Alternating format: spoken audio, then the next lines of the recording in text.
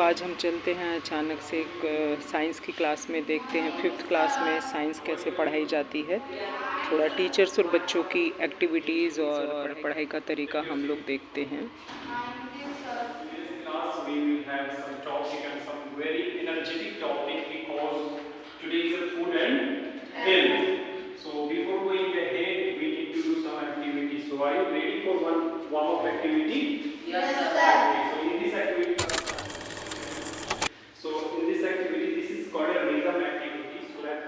Warm activity का मतलब है कि बच्चे सुबह से पढ़ते हुए बोर हो गए हैं, उनकी बोरियत दूर हो जाए, वो एक्टिव हो जाएं, कंसंट्रेशन बढ़ जाए।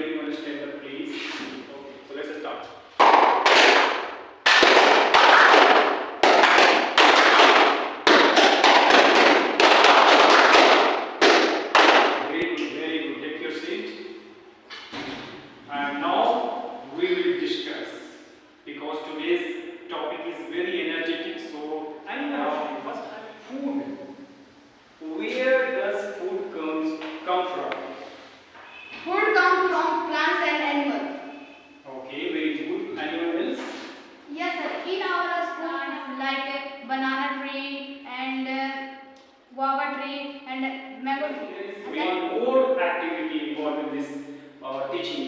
So first you need to take 1 minute to read it once. तो दोस्तों, जैसा आप देख रहे हैं, बच्चों को एक नया टॉपिक शुरू कराया गया। पहले जानकारी बच्चों से ली गई कि वो उस विषय के बारे में कितना जानते हैं। फूड एंड हेल्थ,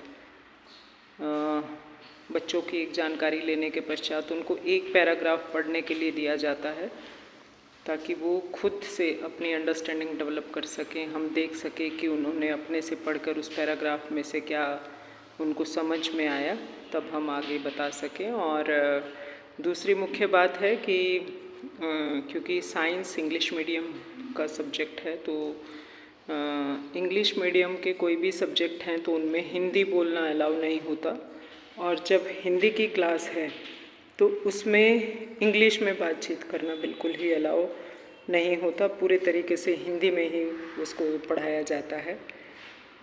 और टीचर्स यहाँ पर ब्लैक बोर्ड पर क्वेश्चन आंसर नहीं लिखते हैं, बच्चे खुद ही डिस्कस करते हैं टीचर्स के साथ में, और उसके बाद खुद अपनी कॉपी में क्वेश्चन आंसर लिखते हैं।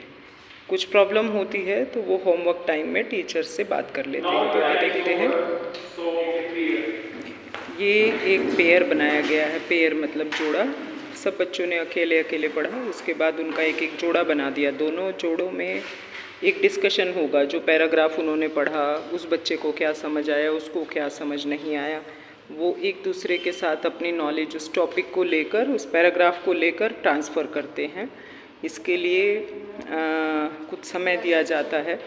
तो शुरुआत हुई जिसमें कि हमने पहले देखा कि बच्चों को फूड एंड हेल्थ के बारे में नॉलेज कितनी है, वो हम लोगों ने उनको निकाला।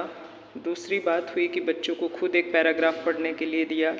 और तीसरा हुआ कि पढ़ने के बाद उन दो के पेयर में उनकी नॉलेज आपस में जो पढ़कर उनको समझ आया और नहीं आया, एक दूसरे के साथ ट्रांसफ़र किया गया। तो एक ही पैराग्राफ को 3 तरीके से अभी तक हम लोग देख चुके हैं। आगे देखते हैं, और अब इन बच्चों से आगे पूछा जाएगा इन्होंने आगे क्या, अभी जो भी टीम पेयर बना था, ये पेयर आपके सामने बताएगा कि इन्होंने जो पढ़ाई की उस टॉपिक में इनको क्या समझ में आया। तो यही हमारे यहाँ पढ़ाई का तरीका है। इसी तरीके से हम लगभग सभी विषय ऐसे ही कराने की कोशिश करते हैं, क्योंकि जब बच्चा एक्टिव होता है और खुद से पढ़ता है तो वो खुद से सीखता भी है, और खुद से सीखी हुई चीज़ कभी हम भूलते नहीं हैं। इसका बहुत बड़ा उदाहरण है कि बचपन में खुद से सीखी हुई साइकिल हम ताउम्र चलाने की शक्ति रखते हैं। तो आज